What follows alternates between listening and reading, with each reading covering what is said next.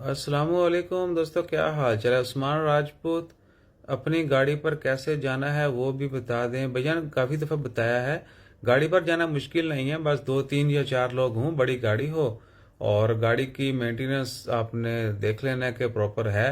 और दूसरा ये है कि इंश्योरेंस होना ज़रूरी है, गाड़ी के डॉक्यूमेंट्स वैलिड होना ज़रूरी हैं। अपनी गाड़ी है तो भी ठीक है, किसी और की है तो आपके पास लेटर होना चाहिए कि जी आपको इजाज़त दी गई है, आप गाड़ी लेके जा सकते हैं।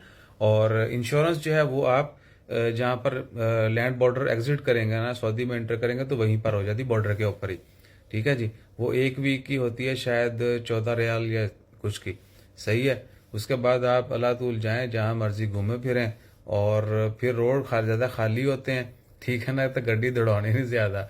ये ना हो कि कैमरे शैमरे काफ़ी ज़्यादा लग जाएं या कोई और मसला मसाइल भी हो सकता है। ठीक है जी।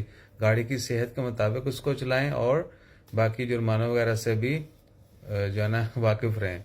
और क्या है, बाकी गाड़ी के हवाले से कोई सीन नहीं है, बस गाड़ी की मेंटेनेंस का होना चाहिए कि प्रॉपर है, टायर वायर अच्छे हों, ब्रेकें अच्छी हों, इंजन विंजन ठीक हो तो नो प्रॉब्लम। एसी भी अच्छा होना चाहिए क्योंकि आजकल गर्मी है।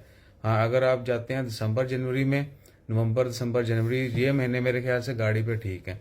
हमारा भी ये प्लान है, अभी हम जाएंगे बाई रोड बस के ज़रिए और सारी नौ हो जाएगी, रस्तों वस्तों का पता चल जाएगा, उधर ज़ियारत का पता चल जाएगा। फिर बाद में गाड़ी पे जाएंगे सर्दियों में, ताकि गाड़ी भी सुकून में, बंदा भी सुकून में। और फिर जहाँ जितना मर्जी घूमे फिरें वो भी टेंशन नहीं होगी, वेदर की वजह से यानी बंदा परेशान नहीं होगा, बड़ा ज़बरदस्त मौसम होगा।